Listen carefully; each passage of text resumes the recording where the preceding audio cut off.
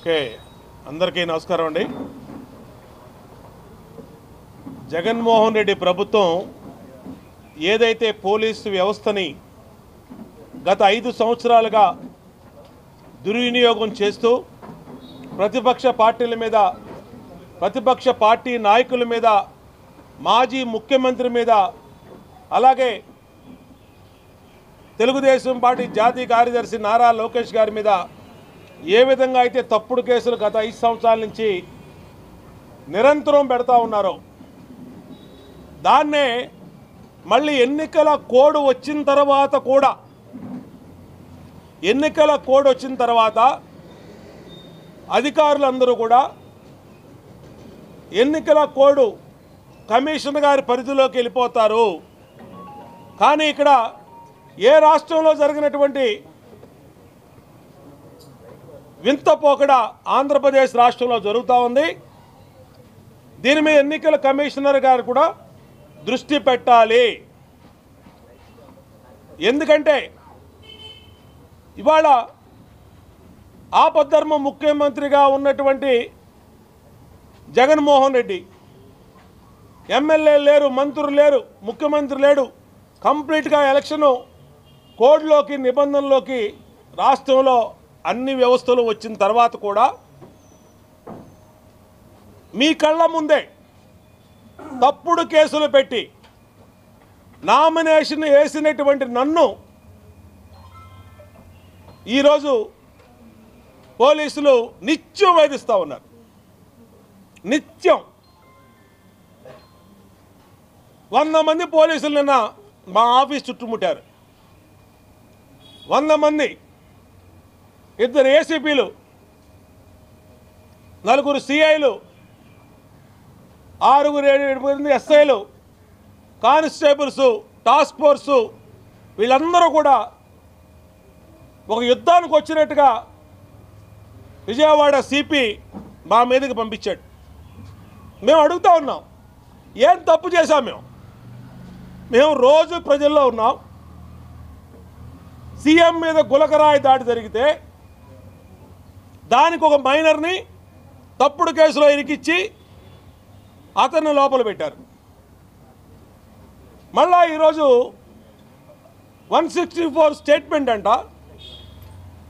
Judge గారి ముందు వాళ్ళ కుటుంబం ఏదైతే వేముల సతీష్ రిమాండ్లో ఉన్నాడో వాళ్ళ తల్లిదండ్రుల్ని అక్రమంగా నిర్బంధించి, వాళ్ళ తల్లిదండ్రుల మేడ మీద కత్తి పెట్టి టార్చర్ చేసి 3rd డిగ్రీ ఉపయోగించి ఈరోజు మీ కొడుకు మేము చెప్పినట్టుగా 164 స్టేట్మెంట్ ఇవ్వకపోతే శాశ్వతంగా మీ కొడుకుని కోడికత్తి సీనులాగా జైల్లో ఉంచుతాము అని ఒక పోలీసు ఉన్నతాధికారులే బెదిరిస్తూ ఉంటే ఇంకా ఎక్కడ రాష్ట్రంలో చట్టం అమలు అవుతూ ఉంది? ప్రతి అంశాన్ని ఎలక్షన్ కమిషన్ గారి దృష్టికి తీసుకెళ్తా ఉన్నాం, డీజీపీ దృష్టికి తీసుకెళ్తా ఉన్నాం.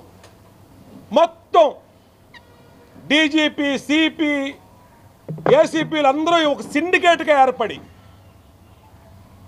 ఈ పోలీస్ సిండికేట్గా ఏర్పడి Telugu Desam party nomination MLA contested క్యాండిడేట్లను వేధిస్తానికి కుట్ర పన్నారనంటే ఇంతకన్నా దుర్మార్గం ఉందా అని అడుగుతా ఉన్నా. సిగ్గుతో చచ్చిపోవాలి మీరు ఐపీఎస్లు.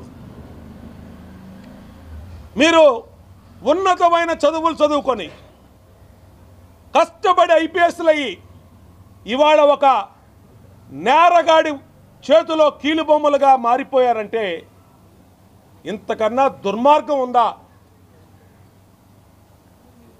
మీ చొక్కాల మీద ఉన్నటువంటి ఐపీఎస్ సిగ్గుతో తల వంచుకుంటుంది. సిపి కాంతిరావు అన్న టాటా అని చెప్తా ఉన్నా, డీజీపీకి చెప్తా ఉన్నా, సీతారామాంజలికి చెప్తా ఉన్నా. ఏంటిది? గులకరాయి వేశాడని అతను తీసుకెళ్లారు. అతను స్పష్టంగా చెప్పాడు, ప్రెస్లో పేపర్లో వచ్చింది. మా అన్నా క్యాంటీన్ని, మా ఇంటి పక్కన ఉండే అన్నా క్యాంటీన్ తొలగించారు. మా అమ్మకి 200 నాకు 300 ఇస్తానని డబ్బులు ఎగ్గొట్టారు. మధ్యాహ్నం నుంచి ఎండలో నుంచున్నాము. ఆ కడుపు మంటతోనే గులకరాయేశానని చెప్పి అతను స్పష్టంగా చెప్పాడు. చెప్పిన మైనర్ బాయ్ అయినటువంటి వేముల సతీష్ని తప్పుడు ఆధార్ కార్డు సృష్టించి తప్పుడు బర్త్ సర్టిఫికేట్ సృష్టించి ఇవాళ అతన్ని రిమాండ్కి పంపించి వాళ్ళ తల్లిదండ్రుల్ని బెదిరించి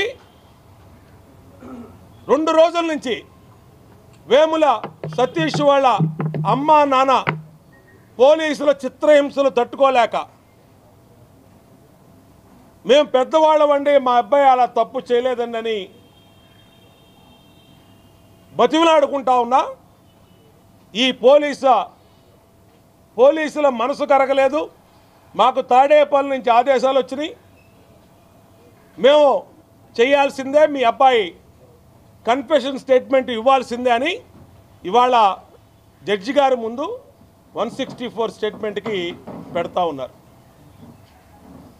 దాని ద్వారా ఇది వేముల సతీష్ స్టోరీ. రెండోది మా సెంట్రల్ నియోజకవర్గ బీసీ నాయకుడైన వేముల దుర్గారావు.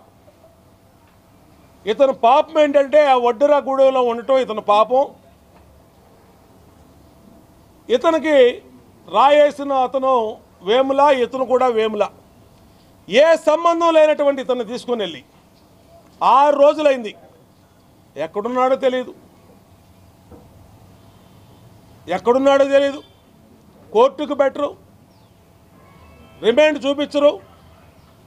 ఎవడిచ్చాడండి మీకు ఈ చట్ట ఉల్లంఘన హక్కులు? మీకు ఏం చెప్తుందండి న్యాయ చట్టం? న్యాయశాస్త్రం ఏం చెప్తుంది? సిపి గారు మీకు తెలీదా?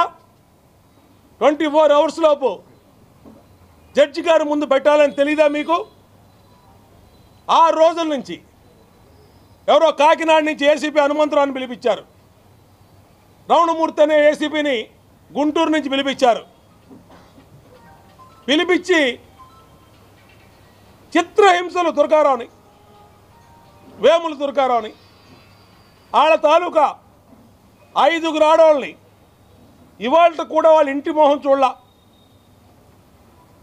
ఒప్పుకోమని, తప్పుడు కేసు ఒప్పుకోమని ఆడవాళ్లతో సహా పోలీస్ స్టేషన్లో పెట్టి చిత్రహింసలు పెడుతున్నారంటే అసలు ఈ రాష్ట్రంలో చట్టం అమలవుతుందా? చట్టం అనేది ఉందా? ఎన్నికల సంఘం పట్టించుకోదా? మేము మొదటి రోజే ఎన్నికల సంఘానికి కంప్లైంట్ చేశాం, సిబిఐ ఎంక్వైరీ ఇవ్వండి, సీఎం మీద గులకరాయి దాడిని గతంలో కూడా కోడికత్తి కేసు ఇట్లాగే చేసి సానుభూతి పొందడానికి అమాయకుడైన కోడికత్తి సీను ఇరికిచ్చి 5 సంవత్సరాలు జైల్లో పెట్టించిన ఘనత జగన్మోహన్ రెడ్డిది. కాబట్టి మీరు సిబిఐ ఎంక్వైరీ ఇవ్వండి అని చెప్పి మొదటి రోజే లెటర్ రాశాం. ఎవరు రాయాల్సిన లెటరు? జగన్మోహన్ రెడ్డి రాయాల. నా మీద దాడి జరిగింది, నా మీద దాడితో అన్నీ తేల్చండి అని చెప్పి అతను రాయాల్సినటువంటి లేఖని మేము ఒక ముఖ్యమంత్రి మీద దాడి జరగటం కరెక్ట్ కాదు, అది గులకరాయి అవనండి, కంకర్రాయి అవనండి, కరెక్ట్ కాదని చెప్పి మేము ఎన్నికల సంఘానికి సిబిఐకి ఇవ్వమని లెటర్ ఇచ్చాం. గవర్నర్ గారిని కలిసాం. గవర్నర్ గారికి కూడా సిబిఐ ఎంక్వైరీ ఇవ్వండి అని జరిగిన విషయం మొత్తం చెప్పి ఆయనకి సిబిఐ ఎంక్వైరీ ఇవ్వండి, అమాయకులను ఇరికిస్తున్నారు, ఇలా వడ్డెరగూడెంలో వాళ్ళని ఆడవాళ్ళతో సహా తీసుకెళ్ళి పోలీసులు కొడుతున్నారు, దాదాపు 20-30 ఆ రోజుకి ఆడవాళ్ళు వడ్డెరగూడెంలో కనపడతలేదు, 10 మంది వడ్డెర కులంలో వడ్డెర కాలనీ పిల్లలు కనపడతలేదని చెప్పి గవర్నర్ గారు చెప్తే గవర్నర్ గారు ఆశ్చర్యపోయాడు. ఇదేంటి ఇలా కూడా చేస్తారా అన్నాడు. సుప్రీంకోర్టు న్యాయమూర్తిగా పనిచేసినటువంటి గవర్నర్ గారికి కూడా వీళ్ళ క్రిమినల్ పాలిటిక్స్ అర్థం కానటువంటి పరిస్థితి వచ్చిందంటే ఏ విధంగా ఈ రాష్ట్రంలో జగన్మోహన్ రెడ్డి వ్యవస్థల్ని తన రాజకీయ కక్ష సాధింపుకు వాడుకుంటానో అన్నది అర్థమవుతా ఉంది. నేను అడుగుతా ఉన్నా, ఎందుకు ఎవరు మీరు సిబిఐ ఎంక్వైరీకి? మీకు చిత్తశుద్ధి ఉంటే దాడి మీద వాస్తవాలు తెలియాలంటే సిబిఐ ఎంక్వైరీకి రాయండి. ఎందుకు మీరు వేముల సతీష్ని 164 తప్పుడు కన్ఫెషన్ స్టేట్మెంట్ ఇప్పిస్తూ ఉన్నారు? ఎందుకు వాళ్ళ అమ్మా నాన్నని చిత్రహింసలు పెట్టారు? వేముల దుర్గారావుని 6 రోజుల నుంచి ఎందుకు రిమాండ్కి జడ్జి గారి ముందు పెట్టకుండా ఎందుకు మీరు అతను చిత్రహింసలు పెడుతున్నారు? ఆయన తాలూకా 5 ఆడవాళ్ళని ఈరోజు కూడా ఈ నిమిషానికి కూడా చిత్రహింసలు పెడుతూ వాళ్ళని కేసు ఒప్పుకోమని, మా పేర్లు చెప్పమని ఎందుకు మీరు చేస్తూ ఉన్నారు? కొంచెమన్నా చదువుకున్న ఐపీఎస్కి నీతి ఉండాలి సిపి గారు. నీతి, కనీసం ధర్మం. ఐపీఎస్ చదువుకున్నావు, గౌరవప్రదమైన పోస్టులో ఉన్నావు. నువ్వు నా కోసం మొత్తం వడ్డీని కూడా ఇబ్బంది పెడతావా? చంద్రబాబు గారి కోసం, లోకేష్ గారి కోసం, బోండా ఉమా కోసం నువ్వు వడ్డీని కూడా మొత్తం ఇబ్బందులు పెడతావా? సిపి కాంతిరాన్ టాటా నిన్ను అడుగుతా ఉన్నావు. ఏం చేశారా వాళ్ళు? బోండా ఉమాని ఇబ్బంది పెడతాం కోసం మొత్తం జీ హుజూర్ అంటూ తాడేపల్లిలోంచి ఫోన్ వస్తే నుంచొని మాట్లాడుతున్నాడు ఫోన్లో కూడా సెల్యూట్ కొట్టి. ఇదేమి పద్ధతో, ఇదేమో అర్థం కావట్లా. ఫోన్లో కూడా సెల్యూట్ కొట్టే ఆఫీసరు కాంతిరాణ టాటా, విజయవాడ సిపి. నేను చెప్తా ఉన్నా మీకు, ఇలాగే తెలంగాణలో కేసీఆర్ గవర్నమెంట్లో జీ హుజూర్ అన్నటువంటి ఐపీఎస్ అధికారులు జైల్లో ఉన్నారు. చూసుకో, వెళ్ళి ఒక్కసారి గుర్తెచ్చుకో.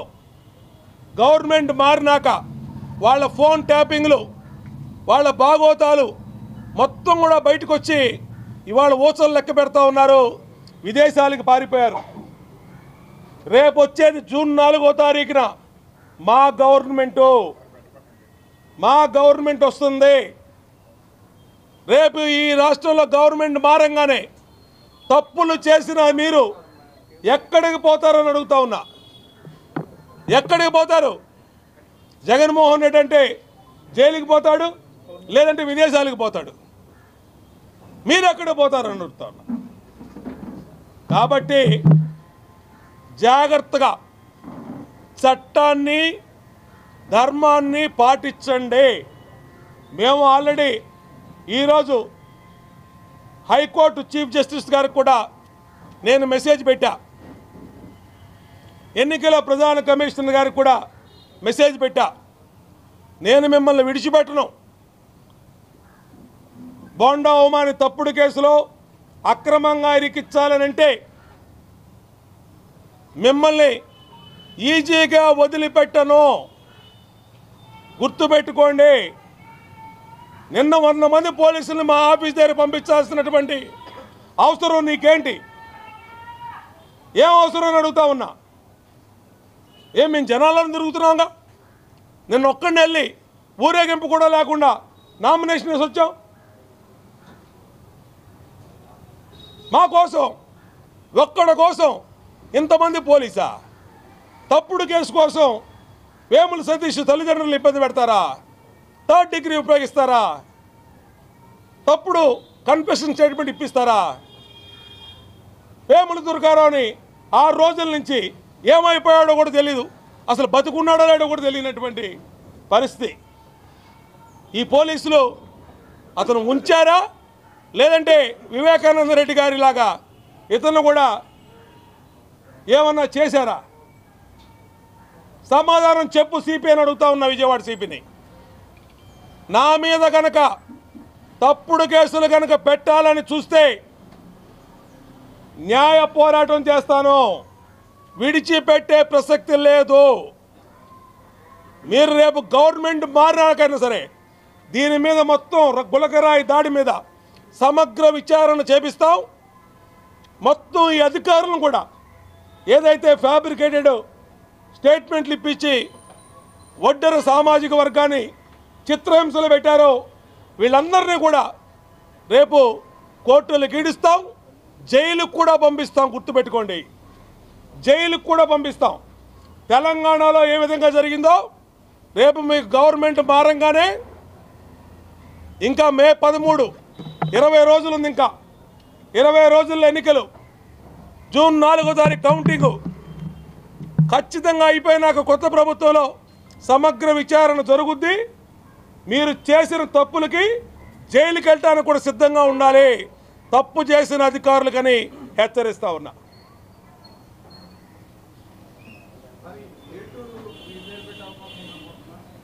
ఇది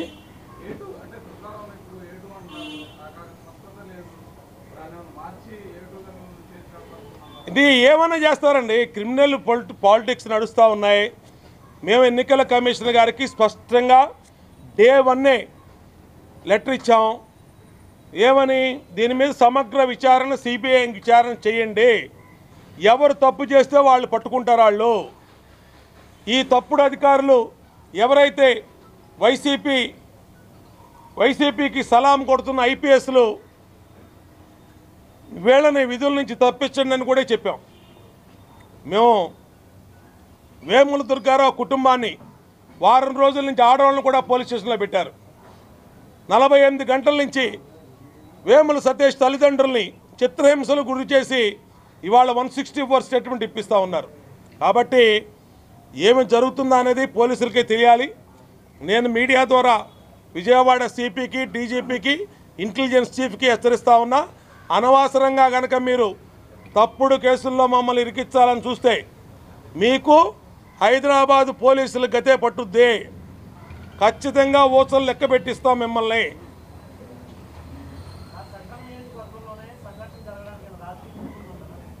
ఎవరు తెలుసండి? ఆ మహానుభావుడు, ఆ దరిద్రం మాకెందుకు వచ్చింది?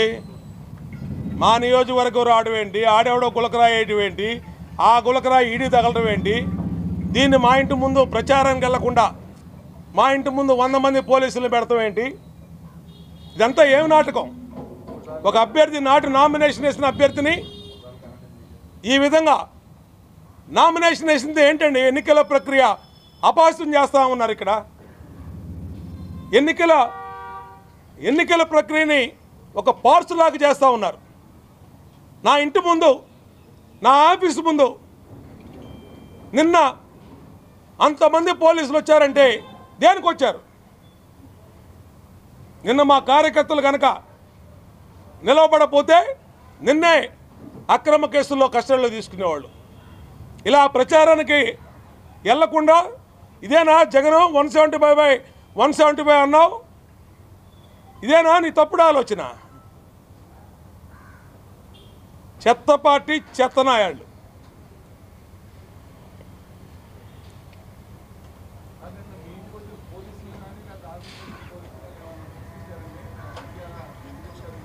నా దగ్గరికి కూడా రాలేదు. వాళ్ళు మొత్తం దిగ్బంధనం చేసి నన్ను పట్టుకుందామని చూశారు.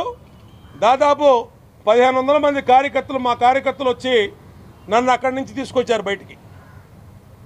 అదే మా కార్యకర్తలు అండగా లేకపోతే ఖచ్చితంగా ప్రశ్నించేవాళ్ళు, కస్టడీలో తీసుకునేవాళ్ళు, ఇంకోటి చేసేవాళ్ళు.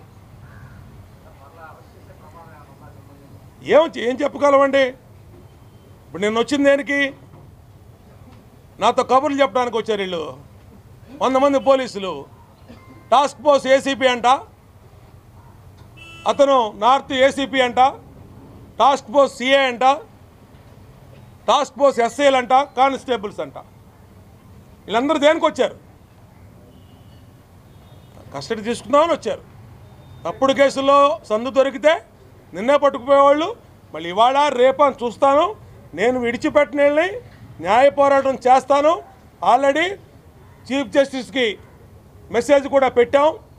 హైకోర్టు చీఫ్ జస్టిస్ గారికి ఇలాగ ఒక ఎన్నికల నిబంధనలను ఉల్లంఘించి ఒక కంటెస్టెడ్ క్యాండిడేట్ని బయట ప్రచారానికి కూడా తిరగనీయకుండా తప్పుడు కేసుల్లో పెట్టి మమ్మల్ని మా కుటుంబ సభ్యుల్ని ఇబ్బంది పెడతా ఉన్నారు.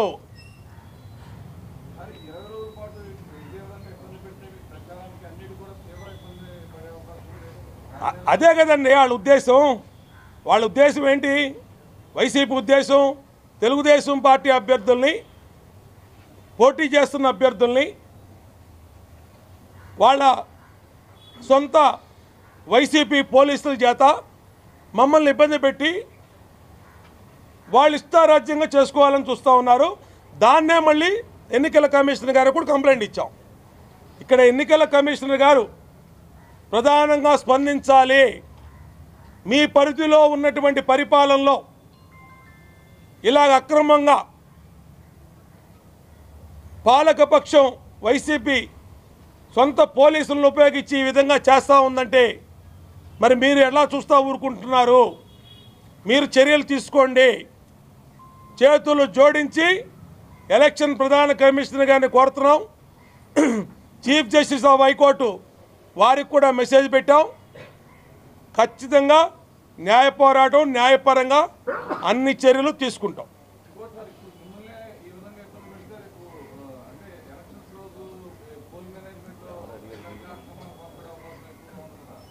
అన్నీ చేస్తారండి, అన్ని అక్రమాలు చేస్తారు. అన్ని అక్రమాలు చేసే గెలవాలని చూస్తుంది వైసీపీ. రేపు పోలింగ్ రోజు చేస్తారు. ఇవాళ కనుక ఎన్నికల ప్రధాన సంఘం చర్యలు తీసుకోకపోతే, ఇదే పోలీస్ అధికారులను కొనసాగించితే రేపు ఎన్నికలు సరిగ్గా సజావుగా జరగవు.